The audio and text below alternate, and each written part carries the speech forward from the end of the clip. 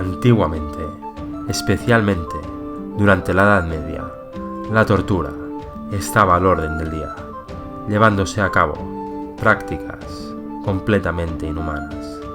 La justicia, por llamarla de alguna manera, se servía de ciertos utensilios y mecanismos de tortura, ya fuera para que los criminales confesasen o porque habían sido sentenciados a pena de muerte.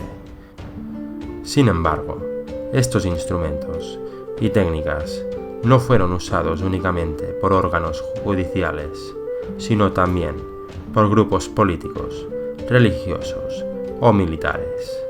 Uno de ellos fue la Inquisición, término que hace referencia al conjunto de instituciones dedicadas a la supresión de la herejía, muchas veces castigada con pena de muerte, fundada en 1184 en la zona de Languedoc, sur de Francia, aunque pronto se extendería por toda Europa y con ella todas sus aberrantes prácticas.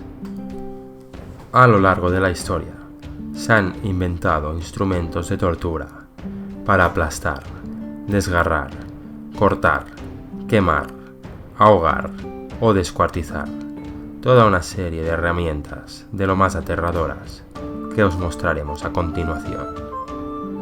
El aplastacabezas, muy usado durante la Edad Media, estaba destinado a destrozar literalmente la cabeza de la víctima. La barbilla se colocaba en la barra inferior y el casco era empujado hacia abajo por el tornillo. De este modo, primero se rompían los alévalos dentarios, seguido de las mandíbulas, y por último, el cerebro terminaba saliendo por la cavidad de los ojos, entre los fragmentos del cráneo. La cuna de Judas. Método de tortura usado generalmente en las confesiones. Se elevaba el reo con cuerdas sobre la pirámide de madera, con una punta de acero en su cúspide. La víctima era soltada de golpe sobre la pirámide, provocándole graves heridas en la zona genital y anal. Las uñas de gato. La víctima era colgada, desnuda, por los brazos y con un instrumento dotado de garfios afilados, era rasgado, desgarrándole la piel, arrancándole la carne a tiras. A menudo, los garfios penetraban tanto que dejaban el hueso al descubierto. El torturado solía morir desangrado y después de haber perdido el conocimiento por el dolor. El potro, uno de los instrumentos de tortura más conocidos, en el que tumbaban las víctimas con las extremidades bien atadas. Después se accionaba un mecanismo de cuerdas y rodillos que hacía que el cuerpo se estirase en direcciones opuestas, provocando que los hombros y las caderas se desencajasen. La rueda. Se amarraba al sentenciado a la rueda y los verdugos le asaltaban golpes con unos mazos enormes, rompiéndole las articulaciones y cuidando de no asestarle ningún golpe fatal. Después eran abandonados vivos sobre la rueda para que los cuervos y otras aves carroñeras terminasen el trabajo. El destrozador de rodillas. El objetivo de este instrumento era inutilizar las rodillas de la víctima. Tenía dos lados llenos de púas, cuya cantidad dependía del tipo de delito cometido. Al colocar el artilugio en las rodillas, se giraban los tornillos para que las púas rompiesen primero la piel y después los huesos. Esta tortura también se usaba en codos, brazos y piernas. El burro español.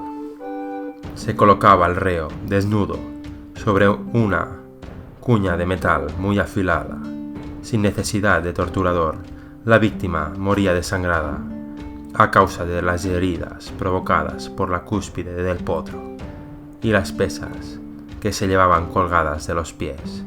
Según la cantidad de peso, se alargaba más o menos la vida del torturado.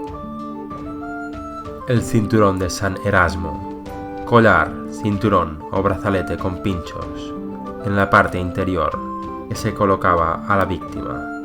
Al estar muy ajustado el collar, cada pequeño movimiento, incluida la respiración, le provocaba heridas que terminaban por infectarse y encangrenarse. El toro de Falaris. Se atribuye la quema de seres humanos dentro de la efigie de un toro Falaris, tirano de Agracas, la actual Agrenito, en Sicilia, que murió en el año 1554 a.C. Se metía al individuo en su interior y después se encendía un fuego bajo la barriga del toro. Los gritos de la víctima salían por la boca del toro y parecía que mugía. Las tijeras de cocodrilo, instrumento usado a finales de la Europa medieval, reservado generalmente a todos aquellos que intentaban matar al rey sin éxito. Las tijeras tenían dos cuchillas semicilíndricas que cuando se cerraban formaban un tubo largo y estrecho. El interior estaba lleno de púas, dientes afilados. Estas se calentaban al rojo vivo para ponerlas en los genitales. La doncella de hierro.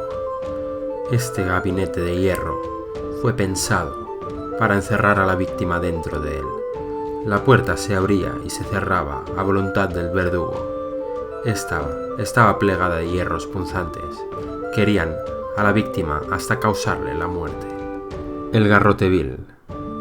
Se sentaba a la víctima y se le fijaba la cabeza a un poste de madera, del que salía, girando, un tornillo, un punzón de hierro que penetraba y rompía las vértebras cervicales de la víctima, empujando todo el cuello hacia adelante, aplastando la tráquea contra el collar fijo.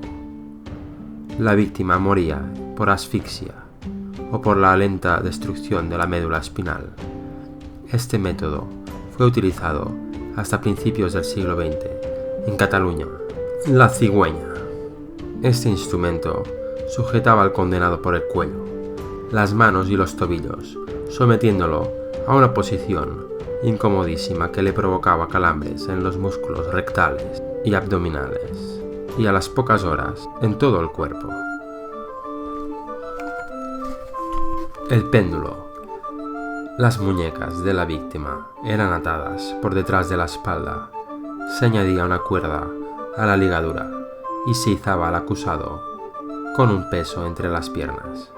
Acto seguido, los húmeros se discortiaban y poco a poco el resto de las vértebras y los huesos.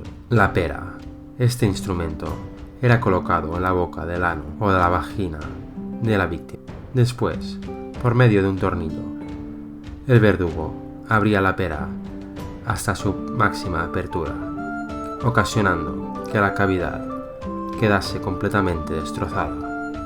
La pera oral estaba destinada a los predicadores heréticos, la vaginal a las mujeres que cometían adulterio y la rectal a los homosexuales.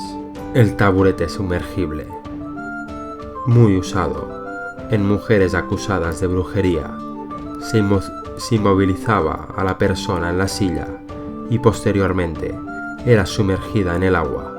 El proceso se repetía varias veces hasta que la víctima muriese ahogada o confesase. El agua y el lino. Se ataba a la persona con alambre de espino y se le tapaba la boca con trapos para evitar que vomitase. Por medio de unos tubos se le introducía agua por las fosas nasales hasta que el estómago, llenándolo completamente de agua, el forcejeo causado por el dolor al sentir el estómago a punto de explotar hacía que el alambre se clavara en las muñecas y en los tobillos. El aplastapulgares. Se trata de una de las torturas más antiguas y más simples, pero terriblemente efectiva.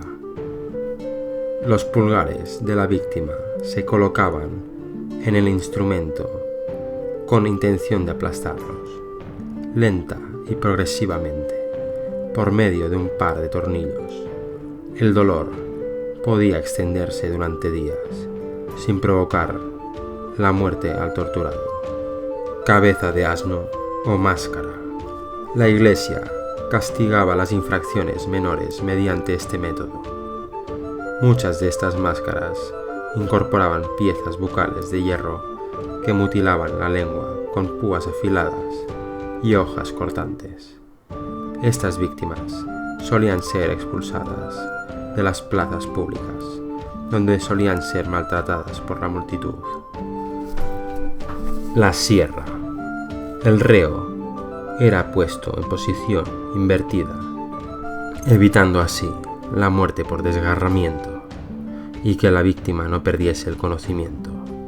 De hecho, no se perdía hasta que la sierra no llegaba al ombligo o al pecho.